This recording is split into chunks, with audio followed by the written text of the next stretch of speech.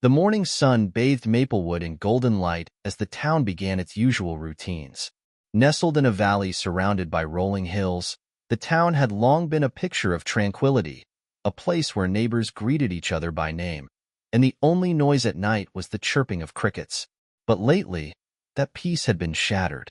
In the past 3 months, fear had seeped into Maplewood's quiet streets, carried in on the roaring engines of the Thunder Reapers, a notorious motorcycle gang that had made the town its newest hunting ground.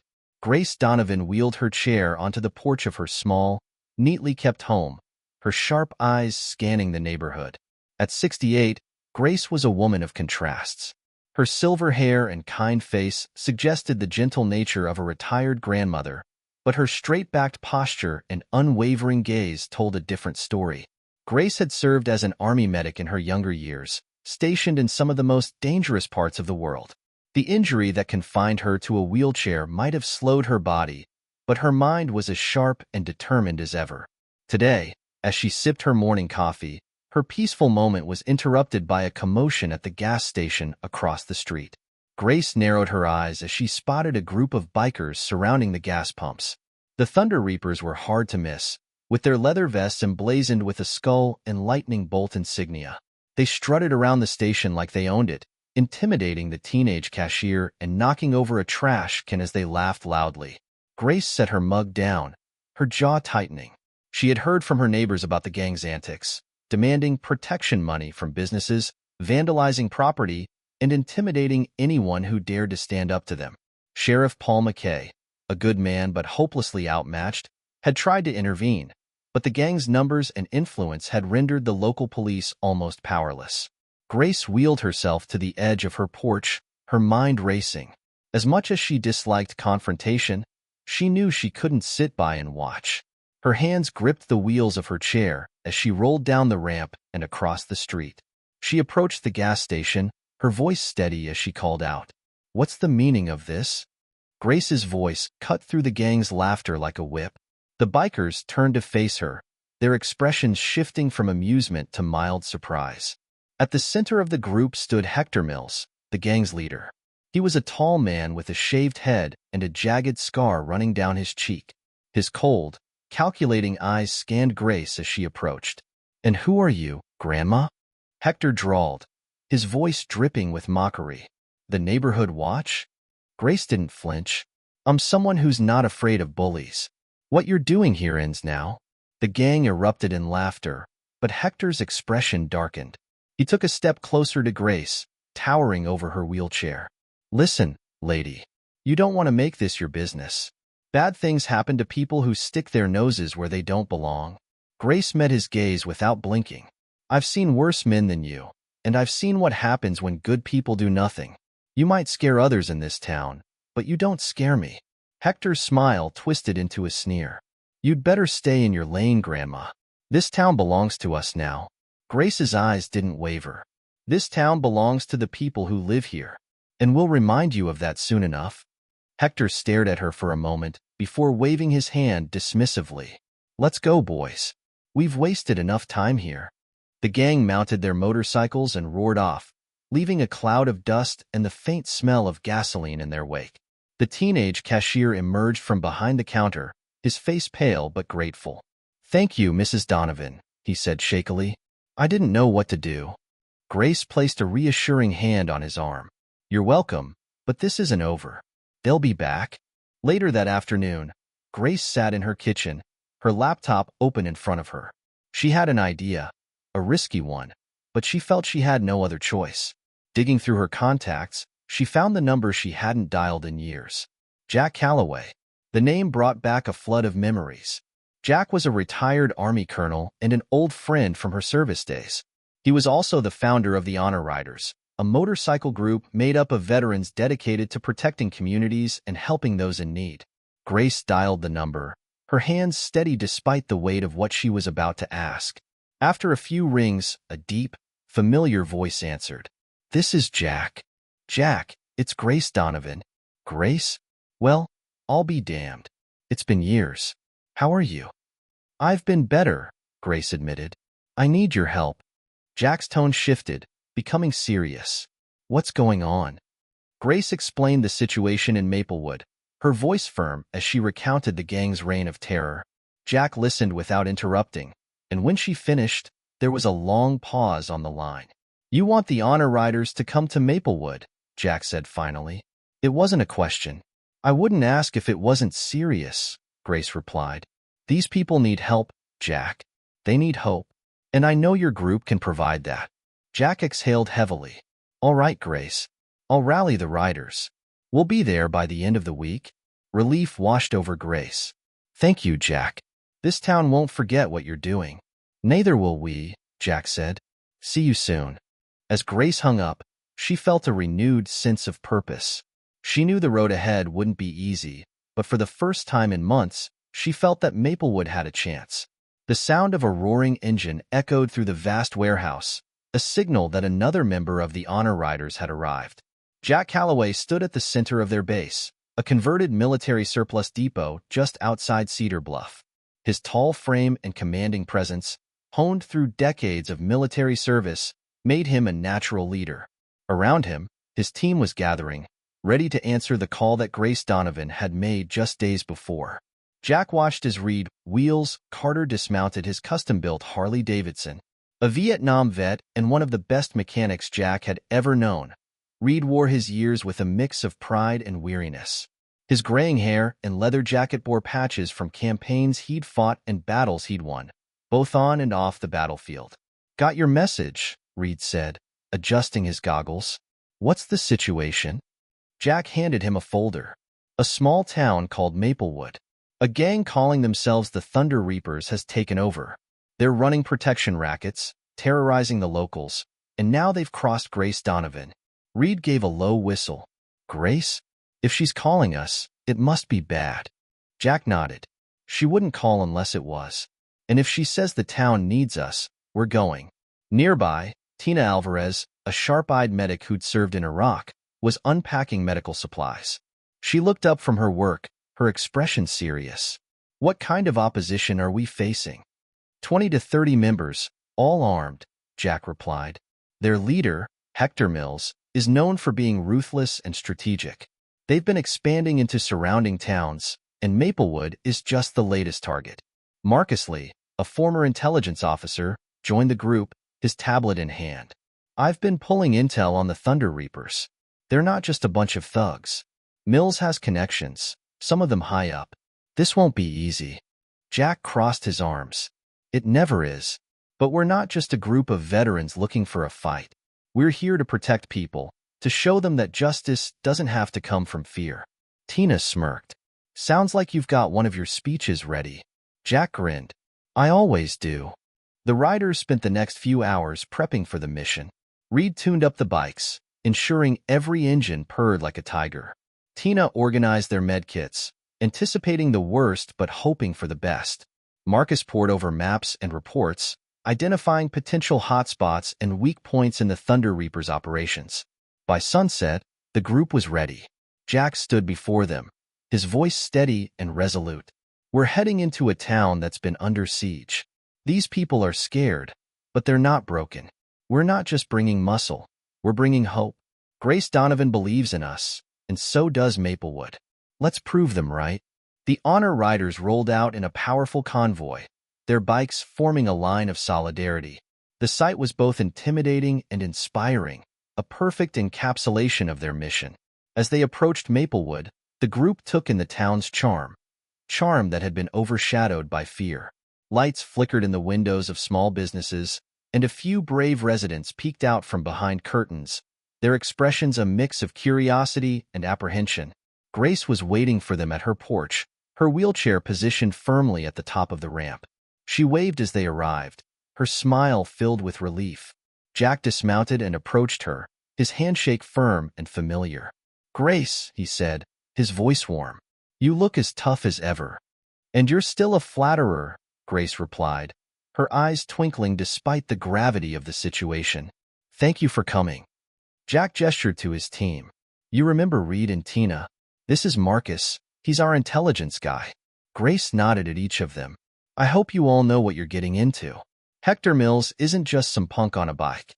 He's dangerous." "That's why we're here," Reed said, stepping forward. "We've handled worse." The group moved inside, where Grace laid out the details of Maplewood's plight. She told them about Hector's intimidation tactics, the businesses forced to pay protection money, and the fear that gripped the town like a vice. Marcus took notes, already formulating a plan. "The sheriff's office is small," Grace said. "Paul McKay is a good man, but he's outnumbered and outgunned. He's been hesitant to act because he doesn't want anyone getting hurt." Jack frowned. "That's understandable, but inaction only gives Hector more power. We'll need to coordinate with him." Grace nodded. "I can set up a meeting. But be careful. Hector has spies everywhere. If he thinks you're a threat, he'll escalate." The riders spent the next day familiarizing themselves with the town. They spoke with business owners, listened to their fears, and assured them that help had arrived. Reed repaired the gas station's broken sign, while Tina visited the local clinic to prepare for any medical emergencies. Marcus met with Sheriff McKay, sharing intelligence and proposing strategies to outmaneuver the gang. The presence of the honor riders didn't go unnoticed. On the second evening, as they gathered at a local diner to discuss their plans, the unmistakable rumble of motorcycles filled the air. The Thunder Reapers had arrived. Hector Mills led the group, his scarred face lit by the diner's neon glow. He dismounted his bike and swaggered toward the entrance, his gang flanking him like wolves. Inside, Jack and the riders stood up, their expressions calm but ready. Well, Hector drawled as he pushed open the door. "Looks like we've got some new faces in town. Guess the old lady decided to call in reinforcements." Jack stepped forward, his voice steady. "We're here to make sure this town is safe. If you've got a problem with that, we can talk about it." Hector's smile was sharp and humorless. "Oh, we'll talk, all right. But let me make one thing clear. Maplewood is ours. Anyone who says otherwise is asking for trouble."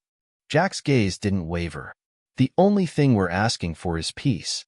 You can leave this town and take your games elsewhere, or you can stay and face the consequences." The diner fell silent, the tension thick enough to cut with a knife.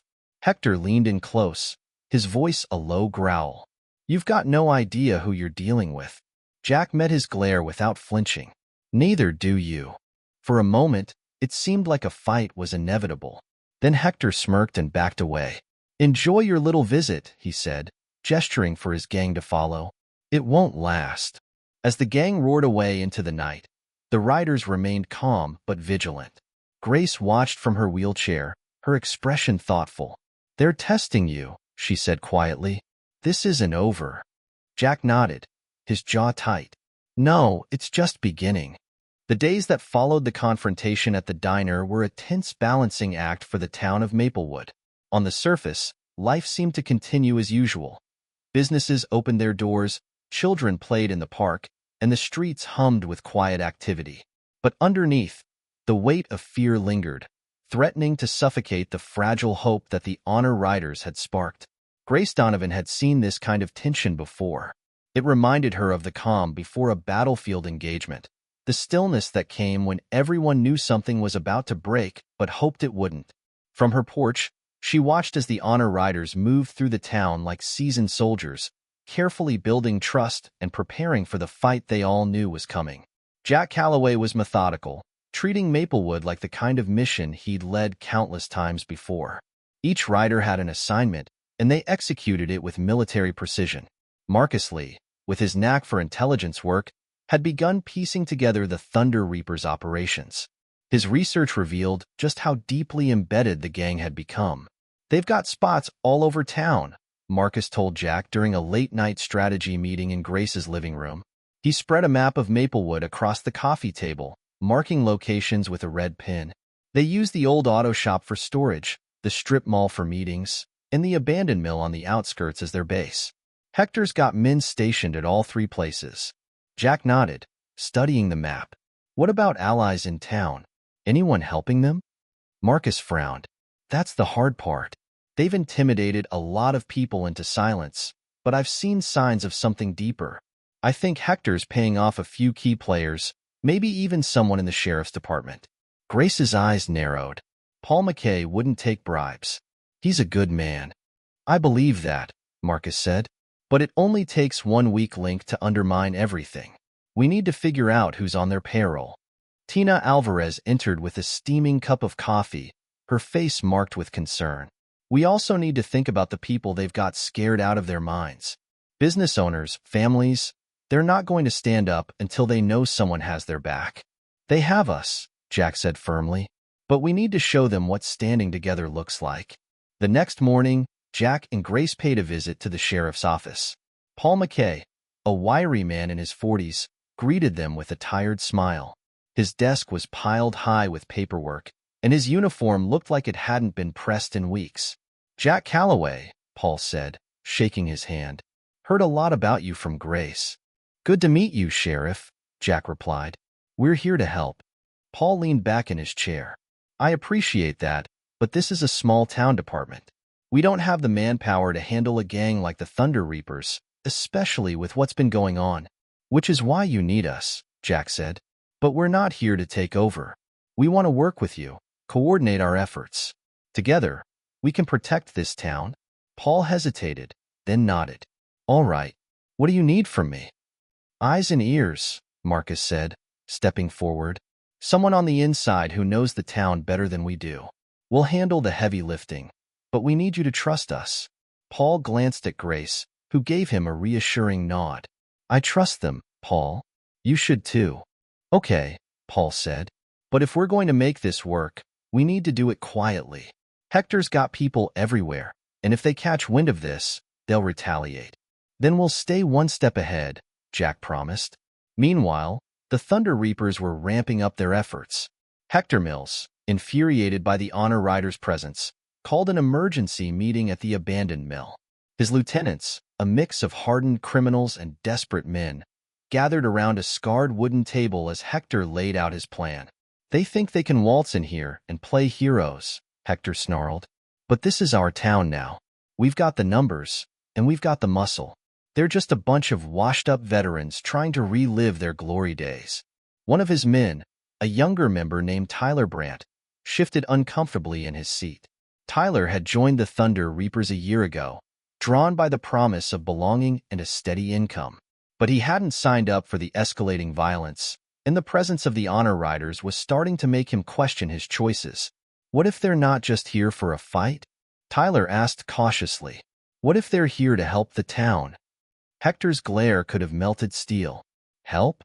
Don't kid yourself. They're here to take what's ours. You do well to remember that. But Tyler couldn't shake the doubt growing in his mind. Later that night, he found himself outside Grace's house, watching from the shadows as she spoke with Jack and the Riders. He didn't know why he was there, but something about the way they carried themselves, their calm determination, their sense of purpose, made him feel like there might be another way. The Riders were making their presence felt in more ways than one. They began holding community meetings at the local church, inviting townsfolk to voice their concerns and share information. At first, attendance was sparse, but as word spread, more people showed up. The Riders' message was simple. We're here to protect you, but we need your help to take back this town. One of the attendees was Molly Everett, the journalist who had been quietly investigating the Thunder Reapers for months. After the meeting, she approached Marcus with her notebook in hand. I've got leads on Hector's connections, Molly said. There are bribes being paid to officials in Maplewood and beyond. If we can expose those connections, we'll cut off his support network. Marcus nodded. Let's work together. The more pressure we put on him, the better. As the week went on, tensions continued to rise. Tyler finally worked up the courage to approach Grace, catching her on her porch one evening. I need to talk to you, he said, his voice low. Grace studied him carefully. You're one of Hector's men. I was, Tyler said, but I didn't sign up for this. Not the threats, not the violence. I don't want to hurt people. Grace's expression softened. Then you've already taken the first step. Tell me what you know. Tyler hesitated, then began to share what he could. The locations of stash houses, the names of Hector's lieutenants, and most importantly, the growing rift within the gang. There are others like me, Tyler said. Guys who joined because they didn't have anywhere else to go. They don't want to do this anymore, but they're too scared to leave. Then we'll show them they don't have to be afraid, Grace said firmly. With Tyler's information, the Honor Riders launched their first major operation.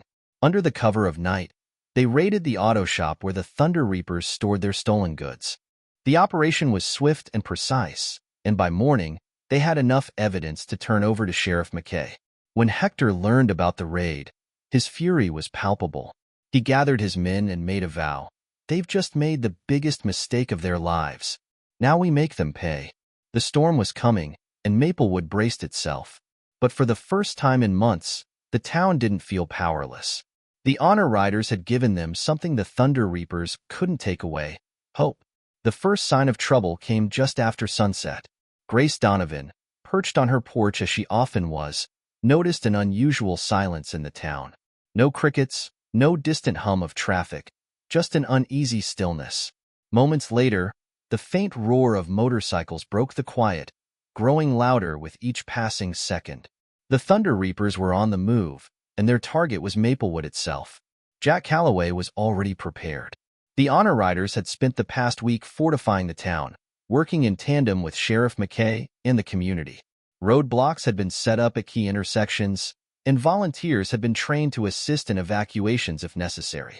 Jack and his team weren't here to provoke a fight, but they were ready to defend the town if the fight came to them. The fight came quickly. The Thunder Reapers divided into 3 groups, hitting Maplewood from multiple angles.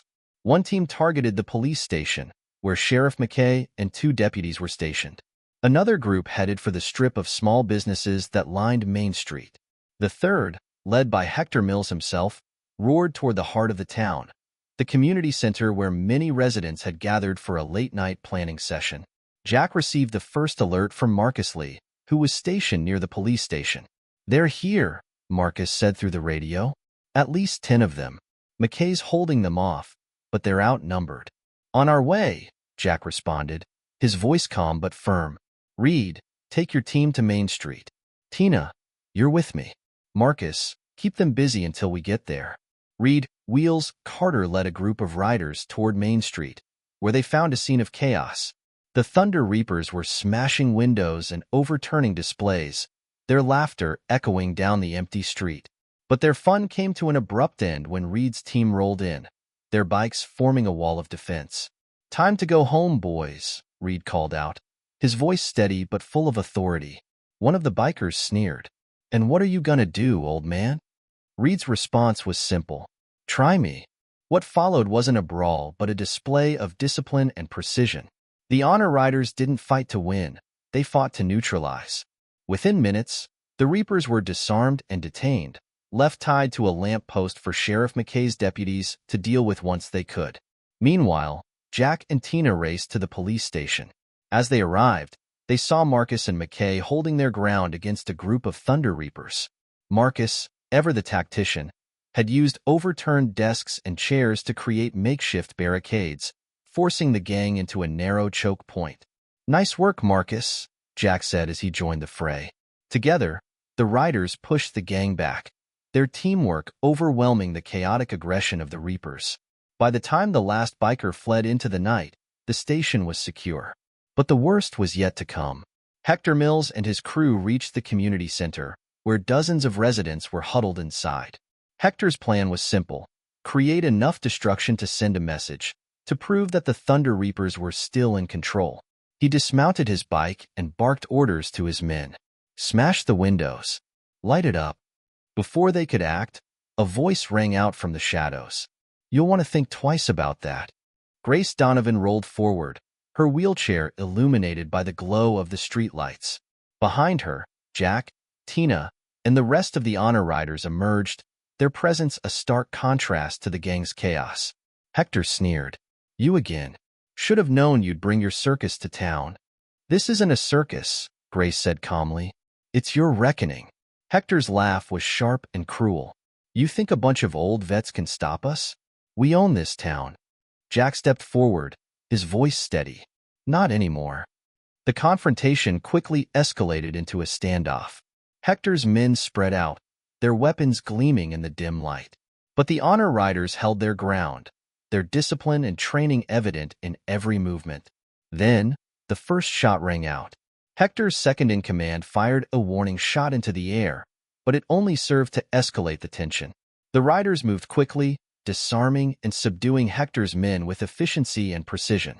Tina darted between the chaos, pulling residents to safety and treating minor injuries as they occurred.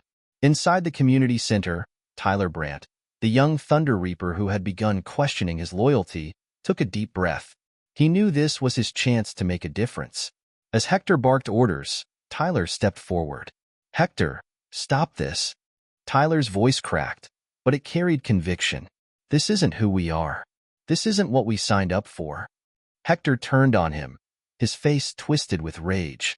"You're either with us or against us, Tyler." "I'm with them," Tyler said, nodding toward Grace and the Honor Riders. The tension snapped like a rubber band. Hector lunged at Tyler, but Jack intercepted him, the two men grappling in a brief but intense struggle. It ended with Hector pinned to the ground, his face pressed against the pavement. "It's over, Hector," Jack said, his voice low. "You lost." By dawn, the streets of Maplewood were quiet again. The Thunder Reapers who hadn't fled were in custody, and their reign of terror was finally over. Tyler stood with Grace outside the community center, his expression a mix of relief and uncertainty. "What happens now?" Tyler asked. "You make a choice," Grace said. "You can keep running with people like Hector, or you can stand for something better." "I don't know if I can," Tyler admitted. Grace placed a hand on his shoulder. "You already have." The town began to stir, its residents emerging to see the aftermath of the night's events. Broken windows and scattered debris told the story of the battle, but so did the sight of the Honor Riders, standing side by side with the people of Maplewood. For the first time in months, hope felt real again. As Jack watched the sun rise over the town, he turned to Grace. "It's not over. Hector may be done, but there are others out there. They'll see what we've done here, and they won't like it." Grace nodded. "Then we'll be ready." For Maplewood, the storm had passed. But for the Honor Riders, the fight was far from over. Maplewood woke to a cautious sense of relief. The Thunder Reapers had been subdued, their leader Hector Mills in custody, and the streets felt safer than they had in months. Businesses reopened, and neighbors greeted one another with tentative smiles. Yet, for the Honor Riders, the battle wasn't over. Jack Calloway and his team knew better than to assume a single victory meant the war was won. Grace Donovan watched the rebuilding efforts from her porch, her keen eyes tracking every movement. Jack approached her with a cup of coffee, taking a seat on the wooden bench beside her. "You don't look like someone celebrating a win," Grace observed, her voice carrying its usual sharpness. Jack sighed, staring out at the town. "Wins like this don't come cheap, Grace. Hector might be behind bars, but his network isn't gone. I've seen this before. Cut off the head, and the body lashes out." Grace nodded thoughtfully. "So what's the plan?" "Reed and Tina are coordinating patrols. Marcus is digging into Hector's connections, trying to figure out where his support came from. We've got Tyler working with us now. He knows enough to help, but it's clear he's still figuring out where he stands." "And you're worried about him," Grace said knowingly.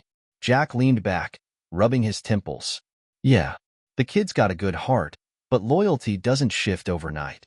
If Hector's lieutenants get to him, they could use him against us." Grace placed a steady hand on his arm. "Then we keep him close and show him what loyalty really means." As the town worked to rebuild, Marcus Lee dug deeper into Hector's operations. In a small room at the sheriff's station, he pored over files and digital records, his tablet glowing in the dim light. Sheriff McKay stood nearby, arms crossed as he watched Marcus work. "What have you found?" McKay asked. Marcus tapped a series of names on his screen. Hector had connections outside of Maplewood. Suppliers, allies in other towns, even a couple of paid informants. This wasn't just a local operation. It was part of something bigger. McKay frowned. "How much bigger?" "Big enough that someone will notice Hector's gone," Marcus said grimly.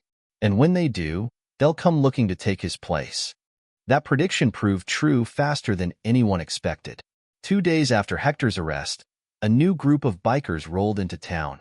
They weren't Thunder Reapers, but their presence carried the same air of menace. Their leader, a man who went by the name Vince Malley, was a former associate of Hector's, and he wasted no time making his intentions clear. Standing in the middle of Maplewood's Main Street, Vince addressed the crowd of onlookers with a smirk. Heard you had some trouble here, Vince said loudly, his voice dripping with mock sympathy. Don't worry. I'm here to clean up the mess Hector left behind. Jack and the honor riders arrived moments later, their bikes lining up across the street from Vince's crew. Jack dismounted, his expression calm but firm. This town doesn't need cleaning up, Jack said. It needs to be left alone. Vince chuckled. And who's going to make us? You? A bunch of washed-up vets and their charity cases? Jack stepped forward, closing the distance between them. You don't want to test us, Vince. Take your crew and go. For a moment, it seemed Vince might back down. Then his smirk returned. We'll see about that. The bikers roared away, leaving tension in their wake. Jack turned to his team, his jaw tight. They're testing us, Jack said. They want to see how far they can push before we push back. Reed nodded. So what's the move? We stay ahead of them, Jack replied. Marcus, keep digging into Vince's connections. Tina, make sure the town is ready for anything. Grace, I need you to keep working with the community. They trust you. They'll listen to you. Grace raised an eyebrow. And what about you? Jack's eyes narrowed. I'm going to make sure Vince knows exactly what he's up against. That night, Jack and Reed paid a visit to the outskirts of town, where Vince's crew had set up camp. The air was thick with the smell of gasoline and the sound of laughter as the bikers gathered around a roaring fire. Jack and Reed didn't bother sneaking. They walked straight into the camp, their presence immediately silencing the group. Vince stood up from his seat on a log, his smirk fading into a scowl. You've got some nerve showing up here, Vince said. And you've got some bad timing, Jack shot back. This town isn't open for business. Leave now, and we won't have a problem. Vince's laugh was harsh. You really think you can scare me off? You're outnumbered, Calloway.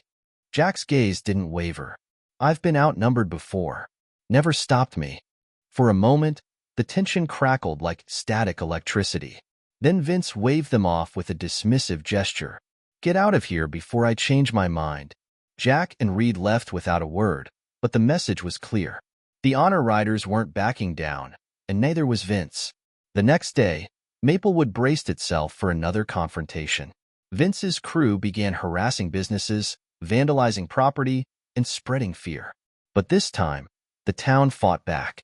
Under Grace's guidance, the community banded together, reporting every incident and standing united in their refusal to pay Vince's protection fees. Meanwhile, the honor riders kept the pressure on Vince's crew. They patrolled the streets day and night, cutting off the bikers at every turn. Tina and her medical team treated injuries, while Marcus coordinated intelligence efforts to dismantle Vince's network piece by piece. Tyler Brandt proved invaluable, using his insider knowledge to predict Vince's moves. Despite his initial hesitation, he began to see himself as part of something bigger, a force for good in a town that desperately needed it. One evening, as Tyler helped Tina patch up a broken window at the diner, he turned to her with a hesitant smile. Do you think people like me can really change?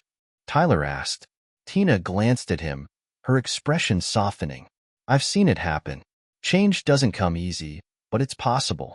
You've already started. For Vince, the turning point came when one of his own men turned against him. Frustrated by Vince's reckless leadership, the man tipped off the honor riders about a planned attack on the community center.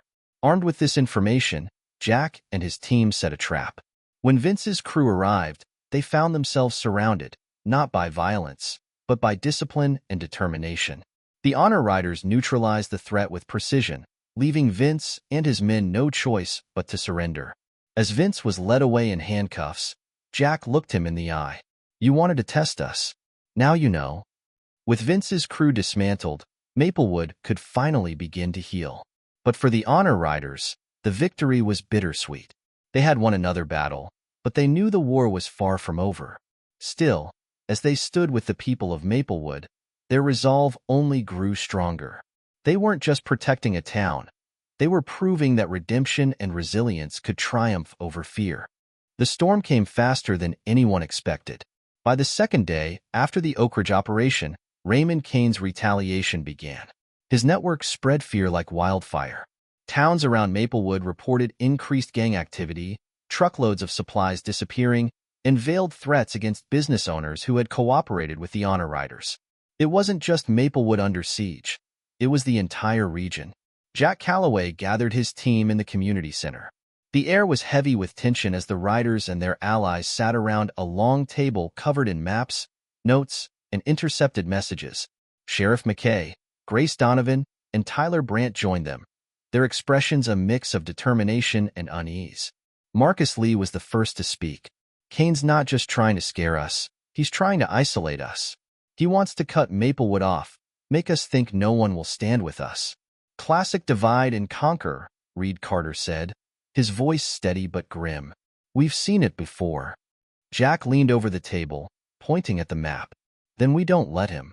We stand together, and we make sure everyone else does too. Kane thinks he can break us, but we're going to show him that fear doesn't work here anymore. Grace nodded. The town's with us, Jack.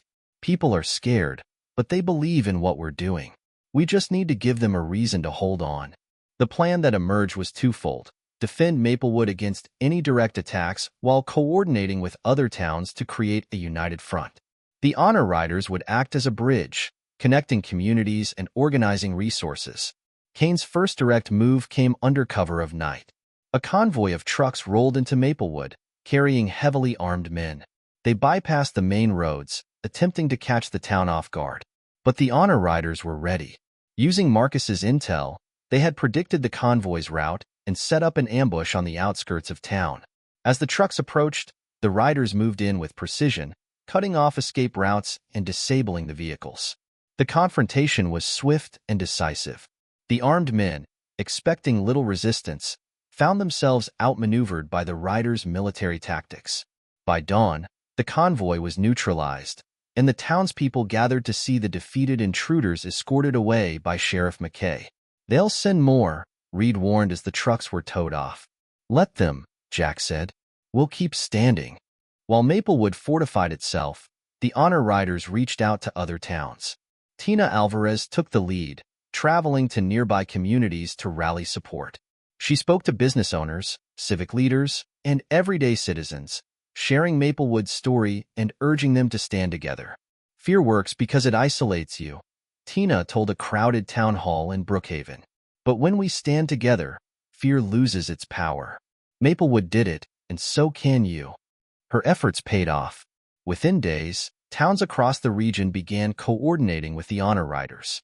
They shared resources, information, and manpower, creating a network Kane couldn't easily break. Tyler Brandt played a critical role in this effort. Once hesitant and uncertain, he now spoke with confidence, using his knowledge of gang operations to help communities protect themselves.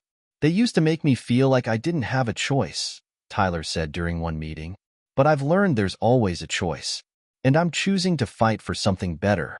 Frustrated by his losses, Kane made his move. He sent a message to Jack, delivered through a courier who barely escaped Maplewood intact. Meet me at the mill outside Oak Ridge. No games, no traps. Just you and me. End this. The Honor Riders debated the offer. Marcus argued it was likely a trap, while Reed suggested using the opportunity to take Kane down for good. It's a risk, Grace said, her tone measured. But if we don't confront him now, he'll just keep coming. Jack stood, his expression resolute. We meet him, but we don't do it on his terms. We do it on ours. The mill outside Oak Ridge was an abandoned relic of another era, its towering silos casting long shadows under the fading sun. Jack arrived with a small team: Marcus, Reed, Tina, and Tyler. Sheriff McKay and Grace coordinated from Maplewood, ready to act if things went wrong. Kane was waiting, flanked by a dozen armed men. He exuded confidence, but his eyes betrayed a hint of unease. Jack Calloway, Kane said with a smirk. The man who thinks he can save the world one small town at a time. I'm not trying to save the world, Jack replied, his voice calm. Just the people you're trying to destroy. Kane laughed, but it was hollow. You're wasting your time. People like you always do. Fear is the only thing that works, Calloway. It's the only thing that keeps people in line. Maybe where you're from, Jack said, stepping closer. But not here. Not anymore. The tension snapped like a wire pulled too tight. Kane's men raised their weapons, But the honor riders moved with precision honed by years of training. What followed was not a chaotic brawl, but a calculated takedown. Marcus disabled Kane's communications, cutting him off from reinforcements. Tina and Tyler worked to disarm his men, using non-lethal methods wherever possible. Reed provided cover, ensuring no one escaped. Jack confronted Kane directly, their fight a clash of ideologies as much as fists. Kane fought with brute force, but Jack's discipline and determination proved stronger. Within minutes, Kane was subdued, his empire crumbling around him. As the police arrived to take Kane and his men into custody, Jack turned to Tyler. "You did good today," he said. Tyler nodded, his face a mixture of exhaustion and pride. "I couldn't have done it without you." With Kane's arrest, the region began to breathe easier. The network he had built fell apart, unable to function without its leader. Towns that had been under his thumb found themselves free to rebuild, and the honor riders became a symbol of hope and resilience. In Maplewood, life returned to a new kind of normal. Businesses reopened, the streets felt safe again, and the community grew stronger than ever. Grace Donovan watched it all with quiet satisfaction. Sitting on her porch, she saw Tyler leading a group of volunteers in repairing the town's community center. Reed and Tina were organizing a food drive, while Marcus worked with Sheriff McKay to ensure the town's defenses remained strong. Jack joined her, sitting in his usual spot. "It's not over," he said, though his tone was lighter than it had been in months. "It never is," Grace replied with a small smile. "But we're ready for whatever comes next." As the sun set over Maplewood, the honor riders stood as proof that courage, unity, and a refusal to give in to fear could triumph over even the darkest forces. Together, they had turned the tide, not just for one town, but for an entire region. And they knew their work had only just begun.